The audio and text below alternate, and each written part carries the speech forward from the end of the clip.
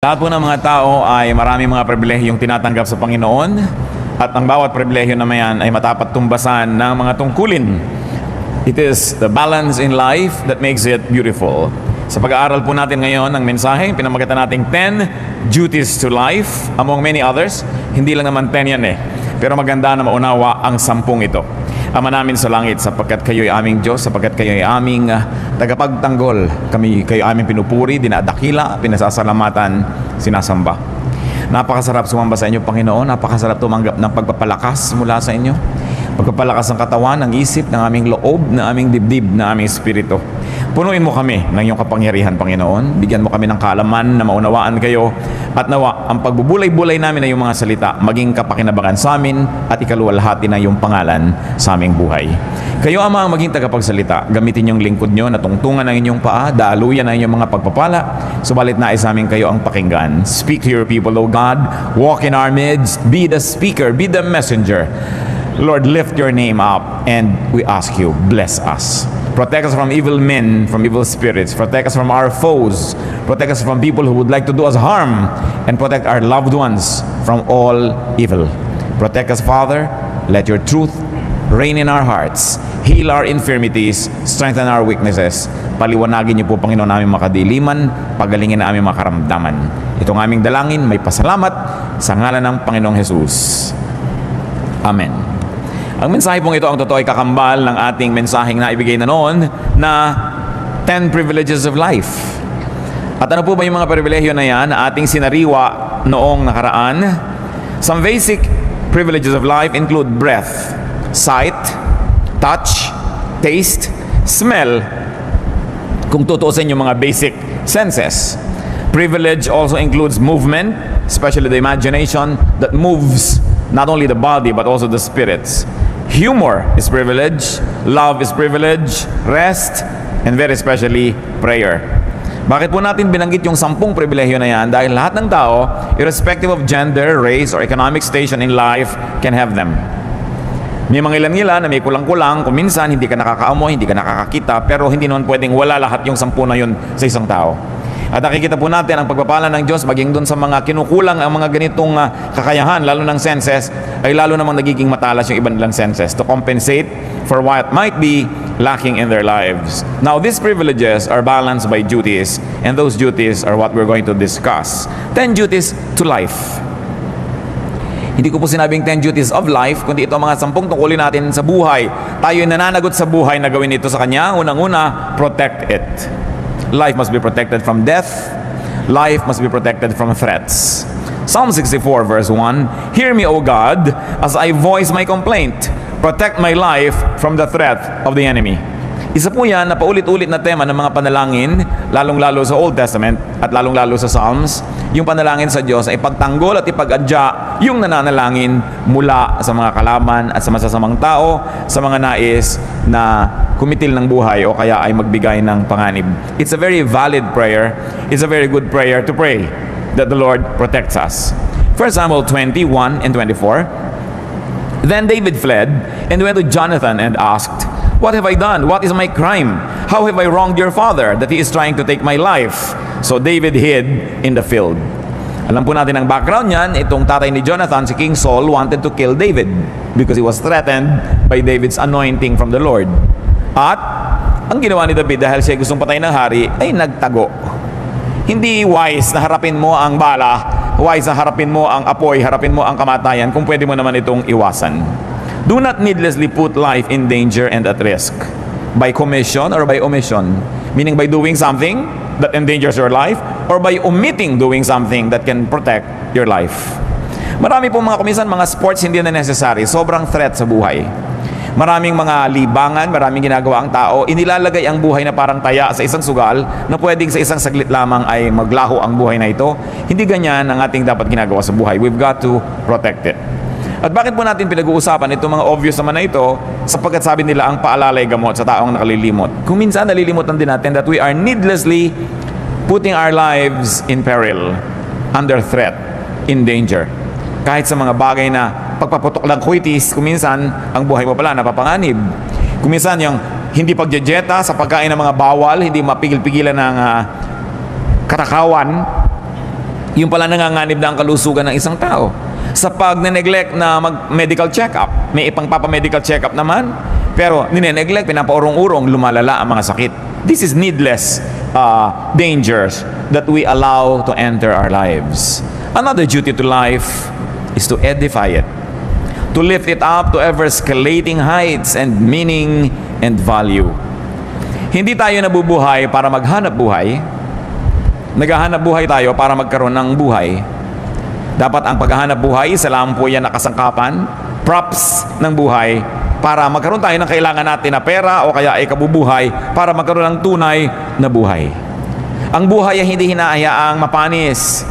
Yung nandyan na lamang at hindi na umasenso, nabulok na lang, inanay, umatras. Ecclesiastes 1:13, I devoted myself to study and to explore by wisdom all that is done under heaven. So si Solomon, mayaman na, hari na, sinika pa mag-aral. Yung mga iba naman, gumraduate pa lang ng college. Sabi, tapos na, ayoko na magbubukas ng notebook ulit kahit buong buhay ko, hindi na ako magbabasa uli ng libro. Ang utak po ng tao, habang ini-stretch, lalong lumalaki.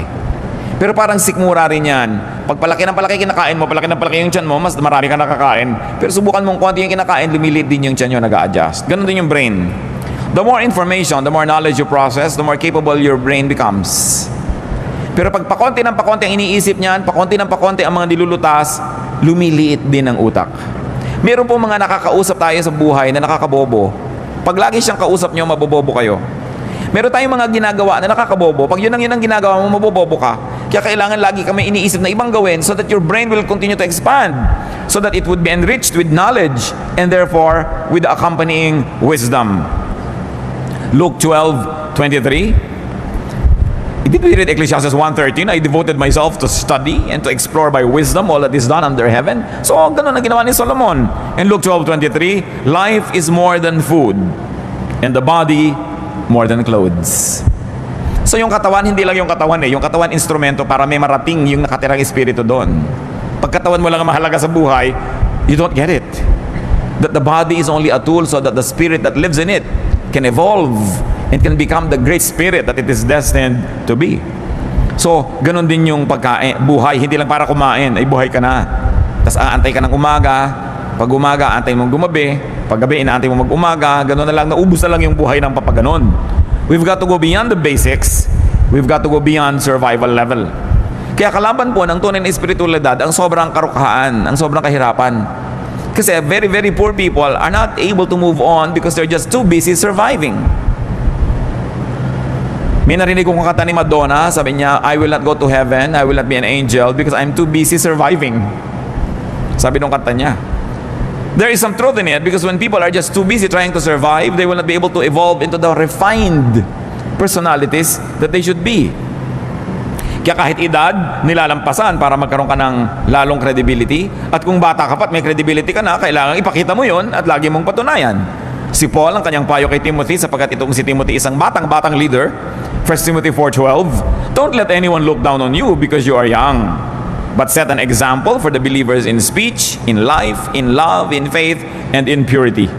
So hindi excuse na bata pa ako o kabataan pa lang ako so pwede akong maging ganito lang. Sabi kailangan malampasan mo agad dyan, mag-graduate ka kasi napakaiksi ng buhay pero napakaraming dapat marating. Sa katunayan, even geographically speaking, napakaraming lugar na dapat mabisita, napakaraming pagkain dapat matikman, napakaraming librong dapat mabasa o masulat, napakaraming kaibigan na dapat maging kaibigan, makilala, makadaupang palad, maraming karanasang dapat maranasan. Pero kung umikot na lang ng umikot ang yung buhay sa the same karanasan every day and every day to the point that you're bored, then you are cheating God who created life, and sadly you are cheating yourself. Ang buhay dapat laging may bagong nararanasan, may bagong nalalaman, at may bagong mga applications na nalalaman at nai-apply sa buhay. Another duty to life, beautify it. Make life lovelier, nicer, more pleasing to the body, to the soul, to the spirit. Diyan nga magaling ang mga Pilipino magpaganda ng isang bagay, ng isang lugar. Pag nakakita ka ng isang babae na yung buhok niya, hindi lang tinalian, yung tali niya, may mga paru-paro, may mga bola-bola umiikot-ikot, nag-glow-glow in the dark. Filipina yun. Yung sari-sari ang nakalagay sa ulo.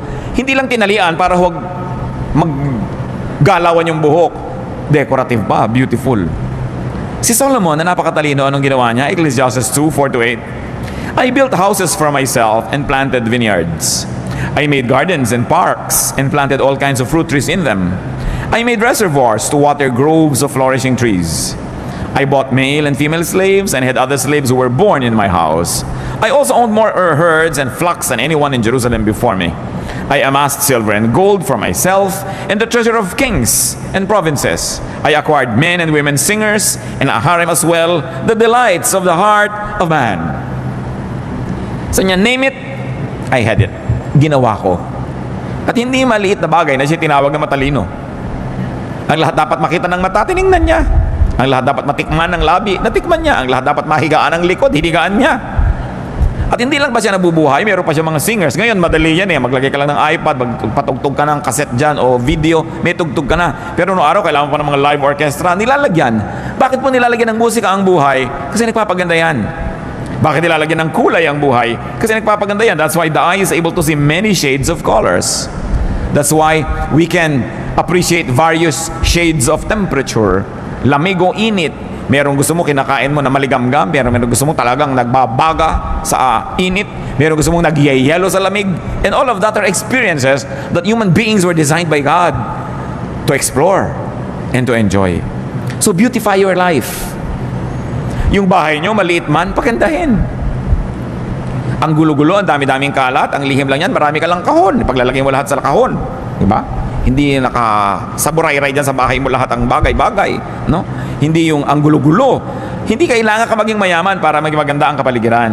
Nakikita natin kung minsan kahit mga dukha ng mga tahanan, mga lata-lata, nilalagyan ng konting bulaklak, namumulaklak, gumaganda. Beautify your life. Decorate your life. And you know, one of the best decorations of a house are the good friends that visit it.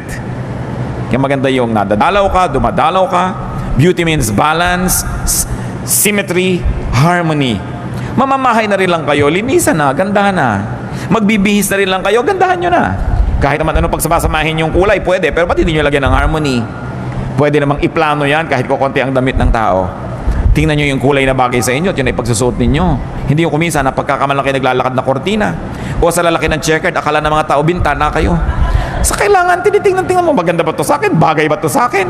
Kailangan ay pinapaganda. Hindi lang kasi yun for you to feel good eh. You also minister to others kasi nagagandahan sila sa nakikita nila.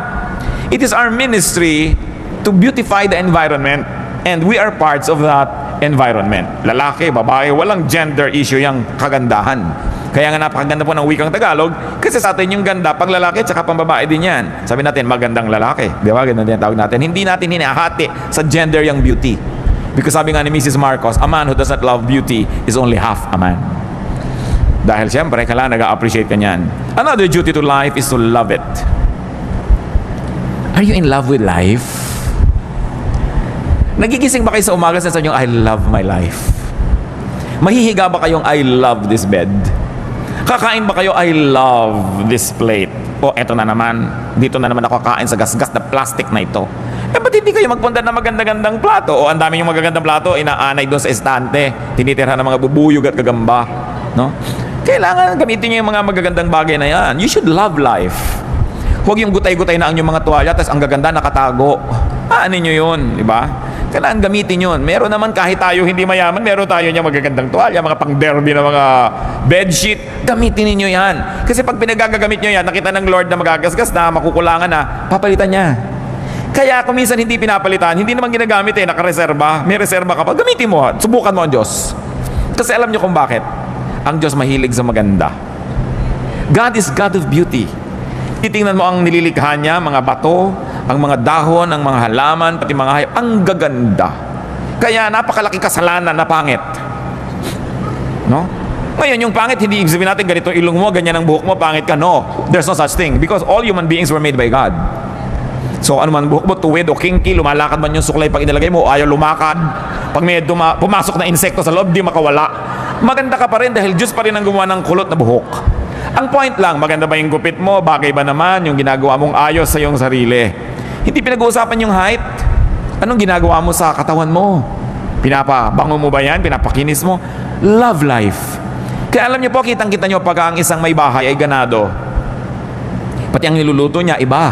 May mga konti pang dekorasyon. Hindi ba sa inihagis na yung 3 tuyo doon sa, para naka-cross-cross na tuyo doon sa ibabaw ng mesa, wala ba ka-arte-arte?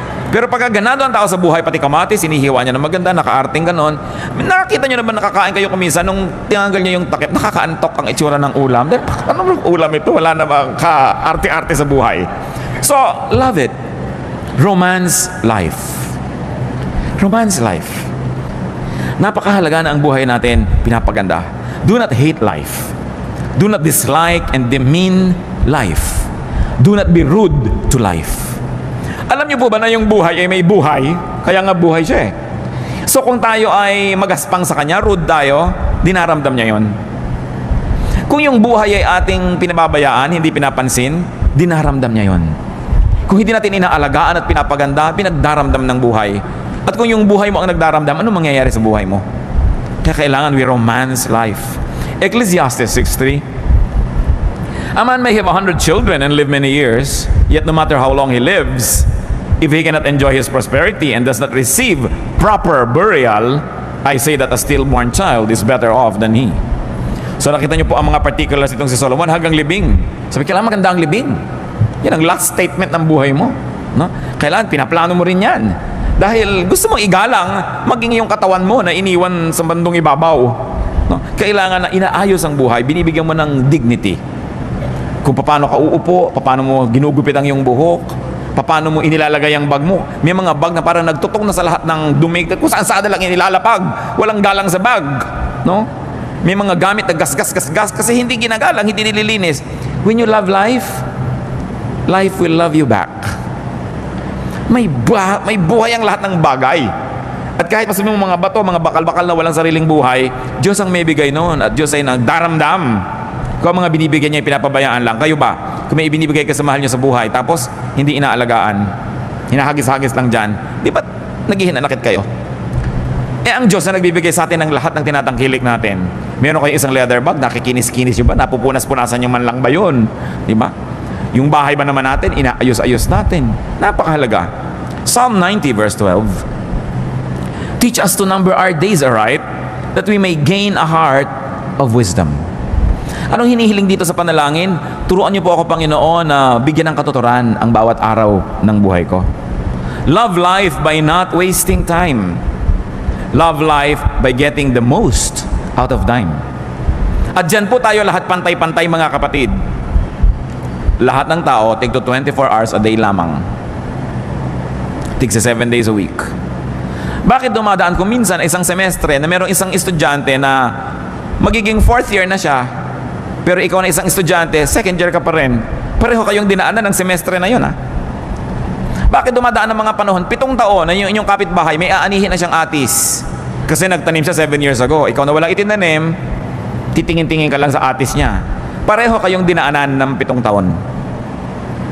Pare-pareho po tayong dadaanan ng 5, 10, 15, 20, so and so on, ng mga taon.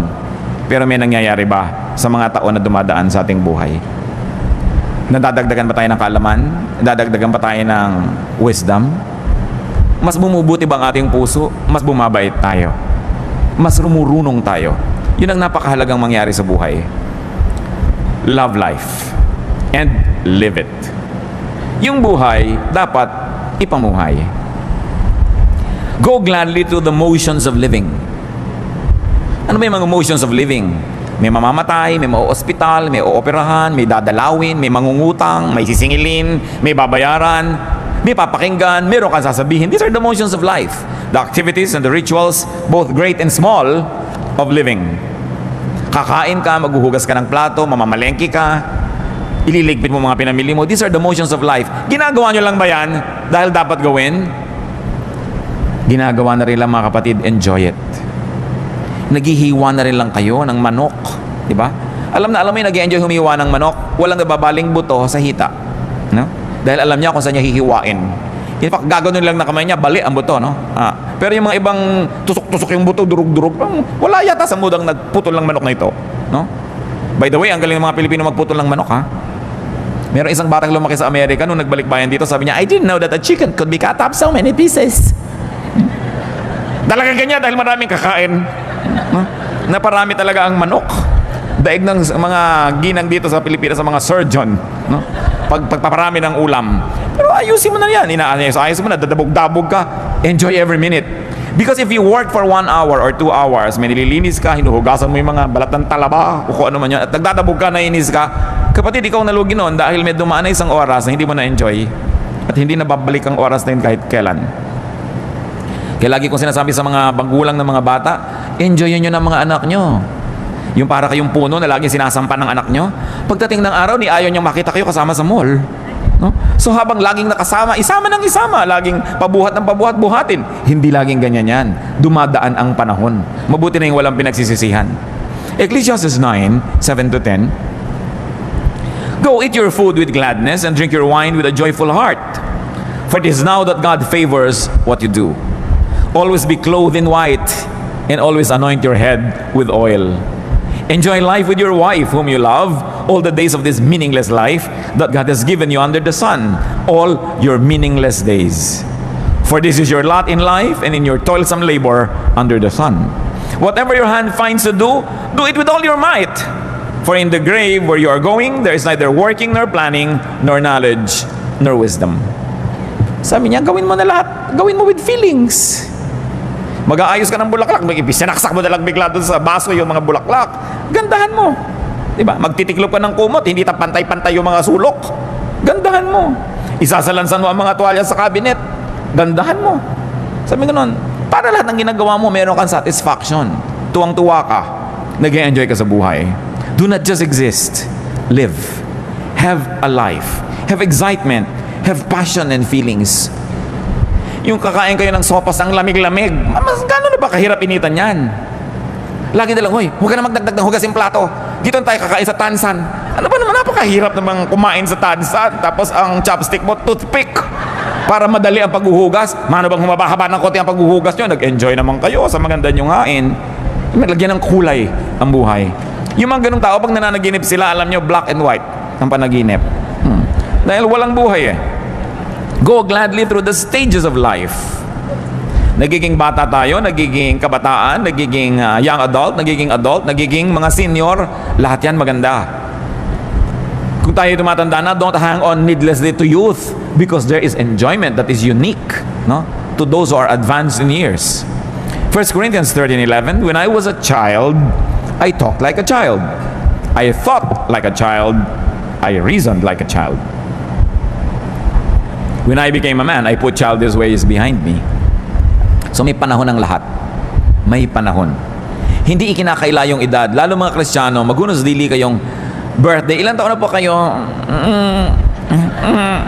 Hindi masabi pag above 50. Dapat very, very gladly you say. Dahil maraming tao hindi nakakaedad na mamatay na. So bawat edad na nadadagdag sa isang buhay ng tao, pinagdiriwang yan, ipinagmamalaki. No? Ipinagpapasalamat, hindi inililihim. Bakit nakakahiyang umidad? This is foolishness. We should be grateful. Every added year is grace from the Lord. Job 14:1-2, man born of woman is of few days and full of trouble. He springs up like a flower and withers away. Like a fleeting shadow, he does not endure. Nakita nyo ang pagpapakita ni Job kasi noong mga panahon may problema siya eh. Niya, buhay mahirap yan, maiksi, sasandali. And it's true. Bakit ngayon sasayangin ang sasandaling buhay?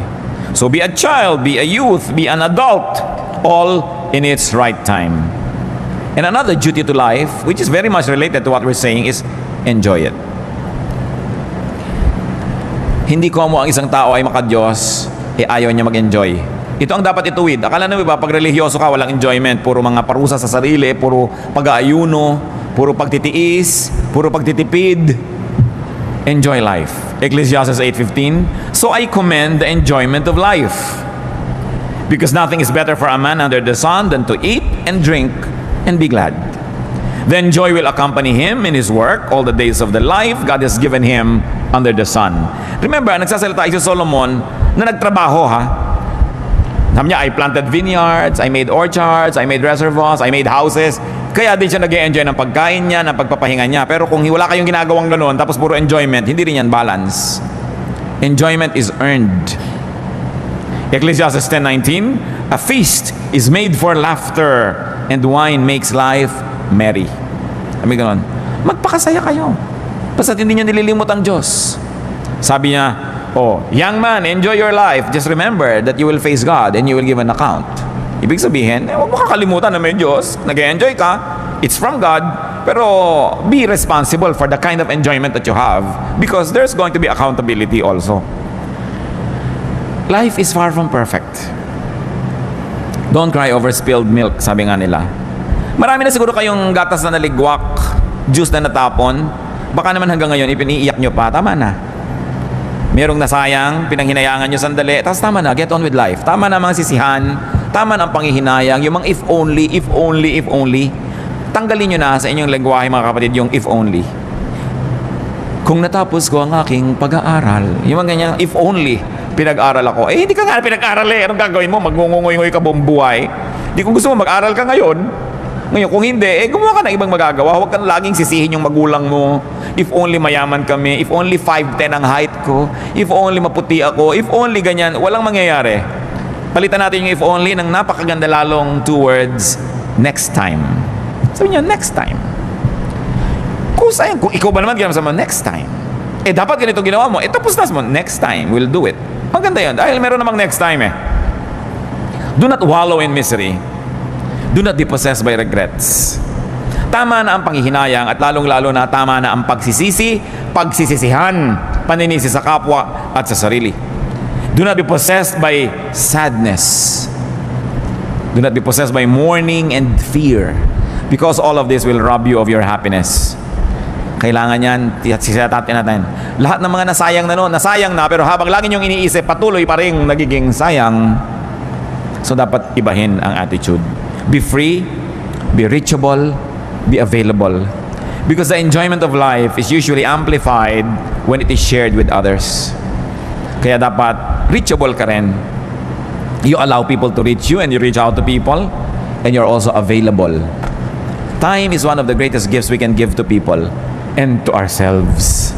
Napaka-importante. Tigilan nyo ng mga kapatid yung may patay, tinatamad kayong pumunta. Pagkatapos ting makikita nyo yung namatayan, 5 taon ang napaganda ulit-ulit, pinapaliwanag nyo pa ba't di kayo nakapunta sa lamay. Diba? Yung may kasal, tinatamad kayong pumunta, pumunta na lang kayo kaysa yung kutakot-takot na excuse ang ibibigay mo, ipinaghinanakit pa nung tao, nung yumaman, di ka nabalatuhan kasi wala ka nung kasalan. No? So, yung mga katamaran ko minsan, naranasan nyo na ba yan na gusto nyong pumunta pero tinatamad kayo? Pero nung nagpunta na kayo, nung pauwi na kayo, you were glad you did it. Because you know you did the right thing. Nakiramay kayo, dumalaw kayo sa may sakit, nakipaglamay kayo sa may patay, nakipaglibing kayo, sumama kayo sa party. Sino nga ba na interesado sa mga debu-debu na yan, nakakaantok na yung 18 roses at 18 candles, gusto mo nang sabay-sabay nyo nang ibigay yan ang matapos. Dahil yun lang naman debut at yung nanay niya nag-e-enjoy, lahat ay bagot na bagot. No? Pero, umaten na rin kayo kung wala rin lang kayong gagawin sa bahay at nagmumukmuk lang kayo doon. Napakaraming kalungkutan nangyayari dahil ang dami nating free time. So, punuin nyo ang buhay nyo ng mga activities. Pagtatanim din yan, yung gumagawa ka ng mabuti, umaattend ka ng mga ganon, pagtatanim yan ng mabuti. Hindi ka man umani, nakapagpasaya ka ng kapwa, natuwa din ang Diyos sa'yo. So, huwag na kayong iwas sa mga lakaran. Pag kami mga namamatay na kamag-anak, lalo ang mga magkakapatid, may mga edad at kani-kanyang pamilya, hili-hilian kung sinong pupunta. O ikaw ang pumunta, namatay na si Auntie Kikay. Ikaw na, ako na nagpunta kay Chu Apeng. No, nagtituro-turuan pa. Ba't di na kayo magpunta lahat? Kasi saya din namang reunion niyang lamay eh. No? Pag nandun ka na rin naman, mag-e-enjoy ka na rin. Pero paano ka mag-e-enjoy kung kagalit mo yung hipag mo, kagalit mo yung pinsan mo, kagalit mo yung kaeskwela mo nung grade 6 dahil siya ang naging most cheerful. Naagaw sa'yo ang medalyang lata. So yung mga dapat baggage na yung mga tapos na, tapusin na yan. Get on with life and enjoy what else remains of it.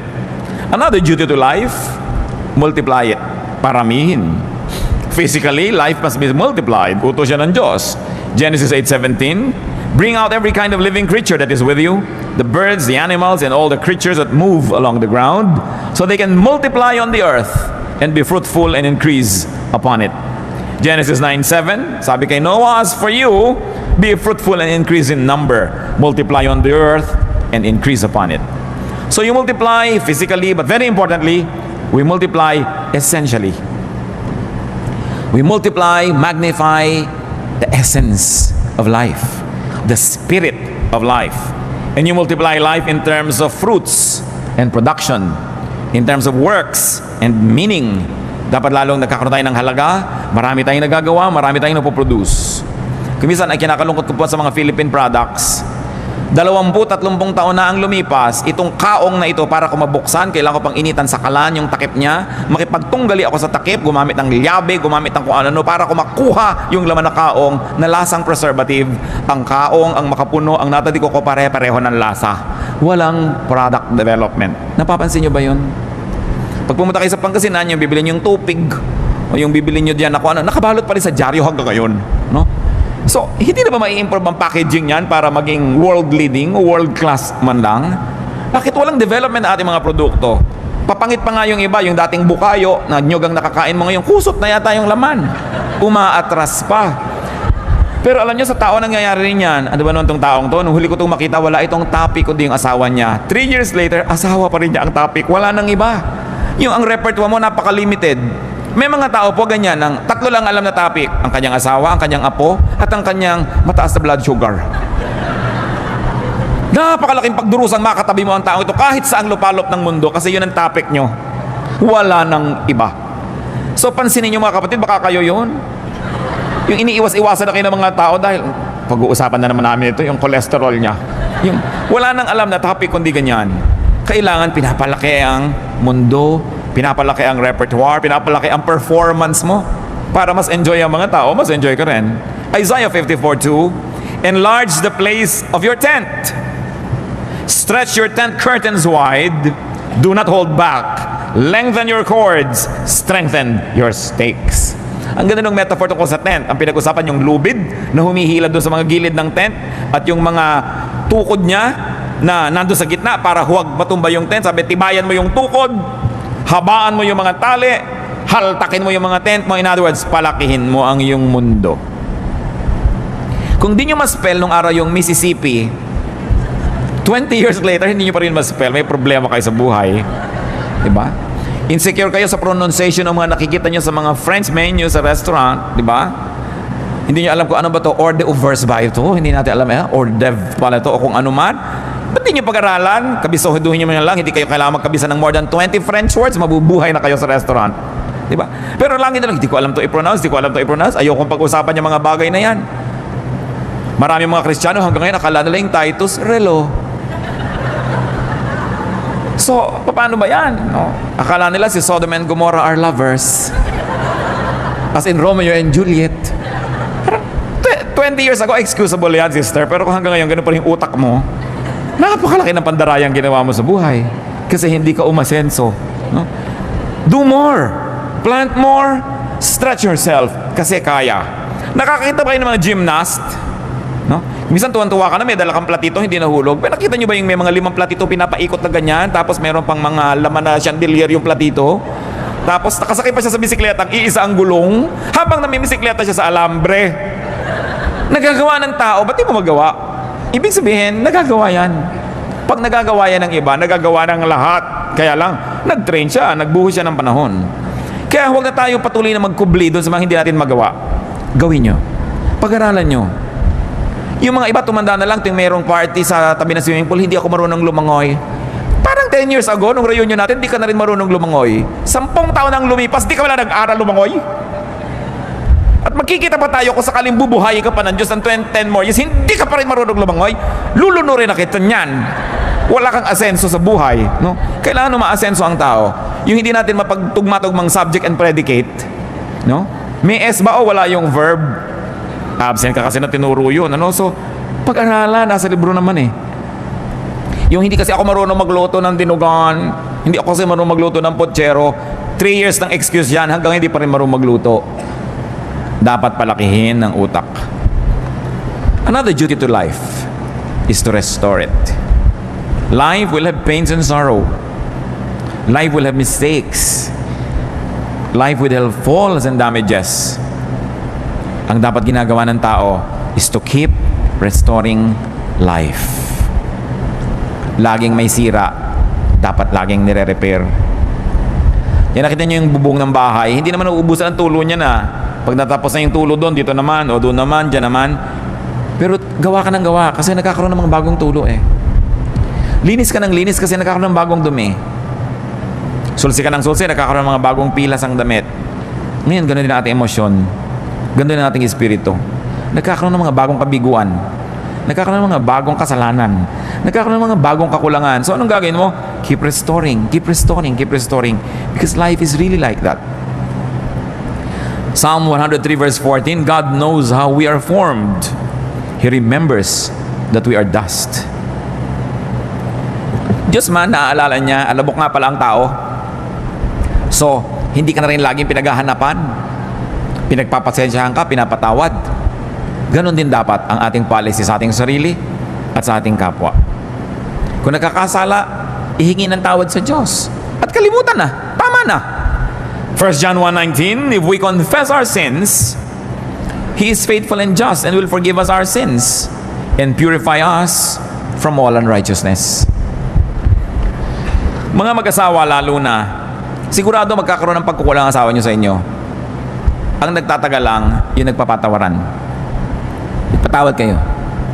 Kung nagkamali yung asawa nyo, talaga namang makapilas-pilas ng pusong pagkakamali. No?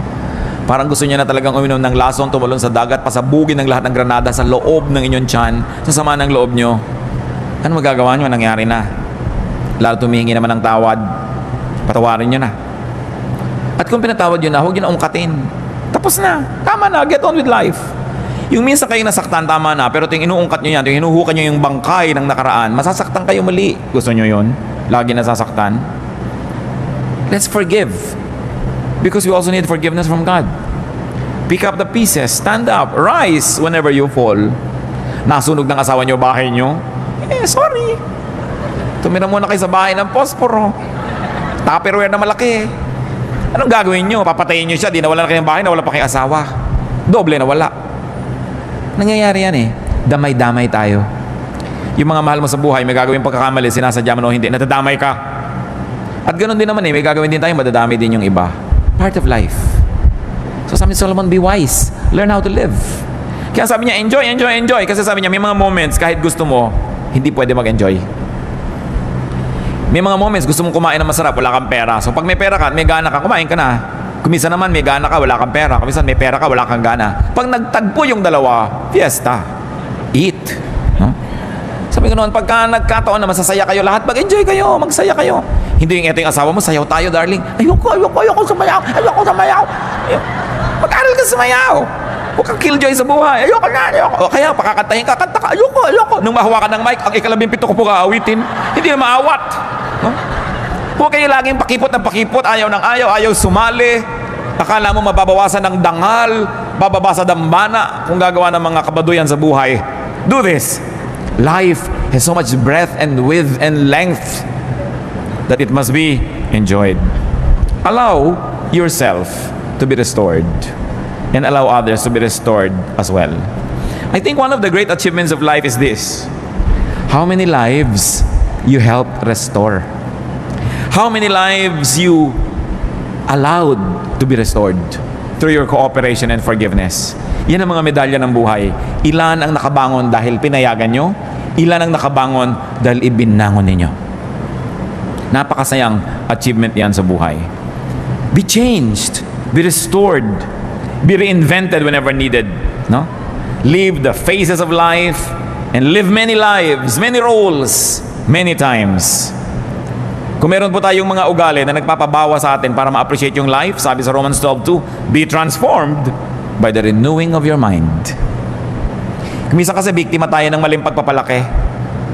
Pero pag na-realize na natin na mali yun, di talikuran natin yung mali na yun, itama natin ating buhay. Lalong-lalo kung may ugali kayong mahirap kayong makasama, may ministration kasi tayo sa kapwa eh. Kuminsan enjoy na enjoy yung pamilya, nakikita yung mukha nyo pagkahaba-haba. Pati enjoyment nila nababawasan. Ikakasal yung anak nyo, naninimangot kayo dahil ayaw nyo sa manugang nyo. Diba? Hindi naman kayo magwawagi, huwag na kayo nakikipag-konte sa manugang. Hindi kayo magwawagi, promise. So makikooperate lang kayo. Be wise. No? Kaya napakahalaga na, hindi, natututo tayo sa mga karanasan ng mga nauna sa atin. Alam nyo na si Tiyabeke ninyo, inaway yung manugang, pati anak niya, lagalit sa kanya, tapos gokopehin nyo na naman ngayon yun. Yung mga manugang naman, alam nyo na nahihirapan yung asawa nyo dahil ayaw nyo maging submissive sa nanay niya. Marami na kayong nakitang ganun, kukopyahin nyo na naman, nagiging impyerno yung buhay nyo. Hindi naman tayo kinakapos sa mga halimbawa sa paligid natin. Bakit kinokopya pa natin yun? Yung mga magulang na saksakan ng dadamot sa anak, saksakan ng mga susungit, nakita na natin na masasamang effect. Tapos kayo na naman, inuulit nyo na naman yun, sungit-sungit nyo na naman. We should learn from many lives that are lived around us so we can save on the tears and the agony. Be transformed by the renewing of your mind. Mga kapatid, kung honest po tayo mismo ang nakakaalam ng mga pangit nating ugali. Lahat ng tao may masagawang ugali. Ang totoo nga, isa yan sa mga katotohanan ng buhay na maraming tao talaga masama ang ugali kesa sa mabuti ang ugali. Diba? Ngayon, tingnan natin, masama ba yung ugali ko? Ano ba yung masama sa ugali ko? Paano ko to ayusin? Huwag natin laging tingnan yung ugali ng iba. Sabihin nga, tapat ko, linis ko. Diba? Ugali ko, bago ko. Hindi ako Chinese ako. So, ang point is, tapat ko, linis ko. Di ba dapat yan? Ang dali-daling maisip yun. Nakikita natin, ang dami-dami mga Chinese Filipinos umaasenso sa buhay kasi masisipag. No? Tapos ang gusto naman iba ngayon, hold upin at kidnapin dahil umasenso. Ang sisipag kasi. Tapos ikaw tatamad-tamad, tapos gusto mo umasenso ka. Learn from many people. Kung may hinahangaan ako sa mga Filipino-Chinese, sipag talaga. Most, ha? Hindi naman lahat, pero kadalasan talaga magaling. Masipag, matyaga. Kaya may nararating sa buhay. Hindi pag may konting pera, party, may konting pera, gastos. Kailangan maraming tayong production. What else do we do with life? Share it. Share life. Share livelihood. Share food and good things. Share blessings. Hebrews 13:16, and do not forget to do good and to share with others. For with such sacrifices, God is pleased. Damihan mong tanim mo para marami kang maipamigay na bunga. Galingan mong hanap buhay mo para marami kang maitulong sa mga nangangailangan ng tulong, hindi lang para sa sarili. 1 Timothy 6:18-19, command them to do good, to be rich in good deeds, and to be generous and willing to share. In this way, they will lay up treasure for themselves as a firm foundation for the coming age. So they will take hold of the life that is truly life. Share. At ikasampu, gawin kaya natin 20. Pero 10 na lang muna. What do you do with life? Sanctify it. Make it holy. Dedicate it to God. Dedicate your life to a high calling, to a noble purpose. Hindi lang basta mabuhay at mamatay at mailibing, magkaroon ng katuturan sa kaharian ng Diyos. Magkaroon ng halaga sa tingin ng Diyos at ng kapwa. 2 Timothy 2:21, if a man cleanses himself from ignoble use, he will be an instrument for noble purposes, made holy, useful to the master, and prepared to do any good work. Kung ang tao lang daw ay tatalikdan ng walang kakwenta-kwentang uri ng pamumuhay at lilinisin niya ang kanyang sarili mula sa karumihan ng walang kalatoy-latoy na pamumuhay, siya ay gagamitin ng Diyos para doon sa mas mga makabuluhan na uri ng pamumuhay. So there's a cleansing that we must do. There's a departure that we must do from ignoble use. Yung walang kakwenta-kwenta, nagkakaroon ng kwenta kung ating itatalaga sa Diyos. 1 Peter 1:15, but just as He who called you is holy, so be holy in all you do. In Galatians 2:20, the life I live in the body, I live by faith in the Son of God, who loved me and gave Himself for me. 1 Corinthians 10:31, so whether you eat or drink or whatever you do, do it all for the glory of God. Huwag kakalimutan ng Diyos sa equation. So kahit ka pala kumakain, umiinom, nagsapasarap, you can still glorify God. Hindi masama yun. Lalong-lalo kung nagsishare ka. Kakain ka ng masarap, nagsishare ka sa kapwa. Kakain kayo sa restaurant, napakasawa kayo buong pamilya, o order ka na isang putahe, ibigay mo sa waiter, nang iuwi niya sa pamilya niya. O order ka na ibang putahe, iabot mo doon sa mga makita mo sa daan na hindi kumakain. You glorify God by having good food. Kasi hindi mo lang sinarili. Marunong ka mag-share sa buhay. Napakahalaga po to sanctify our lives. Ang buhay ng tao galing sa Diyos, babalik sa Diyos, kailangan nagbibigay luwalhati sa Diyos sa anumang ginagawa natin. So give to life, and it will give back to you. Love life, and it will love you back. Enjoy life, and let your life enjoy you. Diyos namin sa langit, salamat po sa buhay. Salamat po sa maraming pagkakataon na kami ay magkaroon ng kahulugan. Salamat sa maraming bagay na maaari naming malasap, maranasan, ma-enjoy sa buhay na ito. Patuloy mong iwakas ang aming isip, Panginoon, kung naghahadlang kami sa sarili namin at sa kapwa namin para mas maging maganda ang buhay nila. Turuan niyo po kami. Napahalagahan ang buhay na ito. Bigyan ng kahulugan, kabanalan, kasiyahan. malasap namin ang dapat lasapin ng isang taong tumatanggap ng regalo ng buhay mula sa inyo. Pakita niyo po sa amin ang aming mga asal, ugali, mga attitude, Panginoon, nakakahadlang para ang buhay ay maging maganda. Bigyan mo kami ng bukas sa mata na ma-appreciate namin ang aming kapwa, Lord, na nag-aambag ng malaking bagay sa aming buhay. Turuan mo kami, Lord, to show gratitude to people who are instrumental for us to have a better life, better attitude and points of view. Maging mapagpasalamat kami sa inyo at sa mga kasangkapan nyo na nagpapaganda ng aming buhay. Humihiling kami, Panginoon, na siyasatin niyo po kami ngayon. Mga kapatid, habang lahat ay nakayuko, meron po akong mga taong naisip panalangin. Mga tao na sa tingin nyo ngayon, parang yung buhay nyo, parang hindi nyo maintindihan kung ba't kayo nabubuhay. Meron kayong confusion, parang sayang yung buhay nyo, hindi kayo nag-enjoy, parang may bara, para yung blessing dumaloy sa buhay nyo, para hindi nyo makita yung magandang dahilan para mabuhay. Kung merong ganito ang kalagayan ngayon, ipapanalangin natin, tumindig kayo sa kinalalagyan nyo at hihingi tayo sa Panginoon ng kaliwanagan, hihingi tayo ng kapangyarihan, hihingi tayo ng pagpapagaling ng ating mga ugali, mga espiritu. Kung meron nagsasabing, Lord, I want more meaning in life. Mas gusto kong magkaroon ng kahulugan ng buhay ko. Praise God. For mga tumatayo na humihingi sa Panginoon ng direksyon, gusto ko pang magkaroon ng kabuluhan ng buhay na ito, higit sa nalalasan ko ngayon, higit sa naranasan ko na, gusto ko pang maging mas makulay ito, mas maginhawa, mas mabuti, mas maganda, at mas banal, mas makahulugan.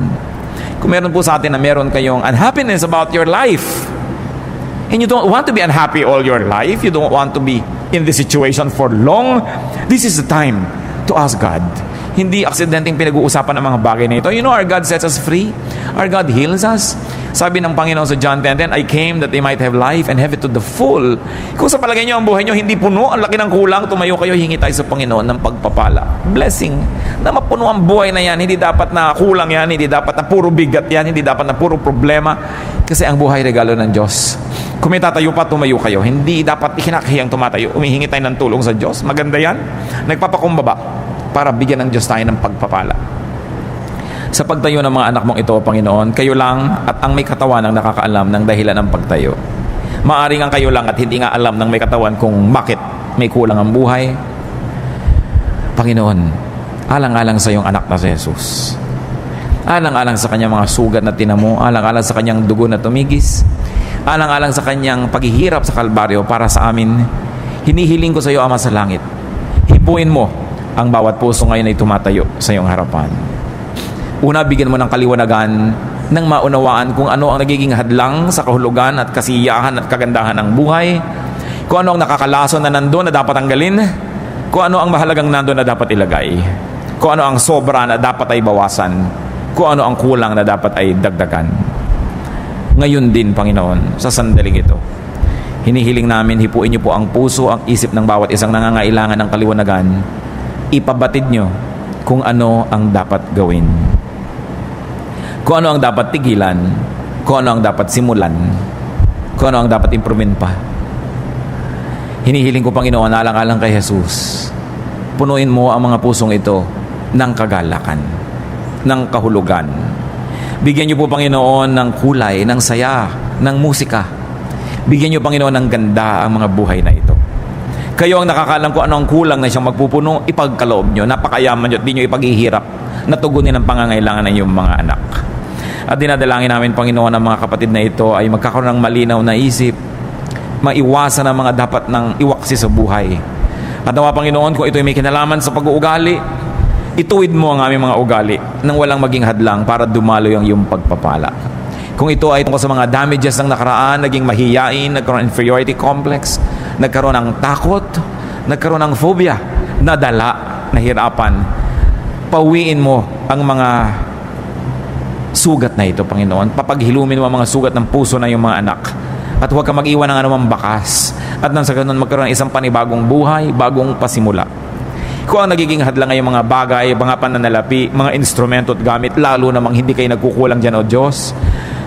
The earth is the Lord's and everything in it. So we ask you, Father, move your powerful, loving hand and provide your people with their needs. Pagbuksan nyo ng pinto, Panginoon, pagkalooban ng mga kailangan, paulanin nyo ang pagpapala, palakasin ng mga kahinaan, papagliwanagin ng mga kadiliman, At kung ito may kinalaman sa kalusugan, Panginoon, palakasin niyo ang katawan ng iyong mga anak, pati ang isip at emosyon. Pagalingin niyo ang mga karamdaman, Panginoon, at bigyan niyo ng ginhawa. Ano man yun, O Diyos, sa napakaraming maaaring dahilan na nagiging hadlang para makita ang ganda ng buhay. Maaaring walang kaibigan, walang kapartner sa buhay, maaaring may mga kasama na nagpapahirap ng loob. Panginoon, ano man ito, kayo ang magturo ng bawat hakbang na dapat gawin ng iyong mga anak upang mapalaya ang mga sarili sa iba't ibang mga piitan at mga kulungan na ito, upang malagot ang iba't ibang mga tali at tanikala na naggagapos sa iyong mga anak. Bigyan mo, Panginoon, ng sigla yung mga matatamlay, ang mga mahiyain, bigyan mo, Lord, ng self-confidence. At kung may mga mangmang at mga kamangmangan, punuin mo kami ng karunungan. Turuan mo kami, Lord, to be studious. Turuan mo kami, Lord, na mag-aral, at nang sa ganun, huwag kami maging bihag ng kamangmangan habang panahon. At bigyan mo ang Panginoon ng iyong mga anak na mga tutulong, magpadala ka ng mga tao at mga anghel na gagabay, tutulong, mag-aadya sa masama. At nasa ganun, sa maikling buhay na ito na inyong ipinahiram sa amin, malasap namin ng lubos ang iyong pag-ibig. Madama namin ang iyong kabutihan, at kami naman maipadama sa iyo ang aming pagsamba, at maipadama rin sa kapwa ang aming pag-ibig. Panginoon, pagpalain niyo ang mga tumatayong ito. Buhusan niyo ng pagpapala. Buksan niyo ang pinto ng langit at pagliwanagin sa kanila ang inyong mukha. At nawa, Panginoon, ang inyong makapangyarihang kamay kumilos, hipuin ng bawat isa, at pagalingin ang mga karamdaman ng aming espiritu. Salamat, O Diyos, sa iyong mga himala. Salamat at maaari kaming dumaing at magsumbong sa inyo. Salamat at maaari kaming lumapit upang humingi ng pagpapala. Maglakas loob na humarap sa inyo at humingi kahit walang patago. Kasi kayo, Diyos, ay Ama namin. Kayo ay makapangyarihan at kayo ang nangako na sasagutin niyo ang aming mga dalangin. Mga kapatid, lawakan, laliman ng pananalig. Tanggapin niyo mula sa ating Amang Diyos ang inyong mga hinihingi. Papagpalain kayo ng Panginoon, papagliwanagin ang inyong buhay. At nawa, kung ano man ang hindi nyo natamasa, whatever you missed in the past, may the Lord give it to you tenfold, 100-fold, that your life may overflow with blessings, with peace, with happiness, with joy, and even with pleasure. And above all, your life will be characterized by holiness, by godliness. Father, bless your people, bless them in the name of Jesus our Lord. Patuloy kayong magsiupo, mga kapatid, at tayo yumuko sa Panginoon, patuloy sa diwa ng panalangin. Kung ano ang ibinubulong sa inyo ng Espiritu ng Diyos, ipanalangin ninyo. Narito ang Diyos, makapangyarihang presensya. Tulad ng inawit natin kanina sa ating pagsamba, the presence and the glorious presence of the Lord is here, and people will go home blessed. People will go home filled to overflowing by the graces of God. Spend some moments with the Lord. Listen to the Spirit of God, and speak to our God as the Spirit moves you.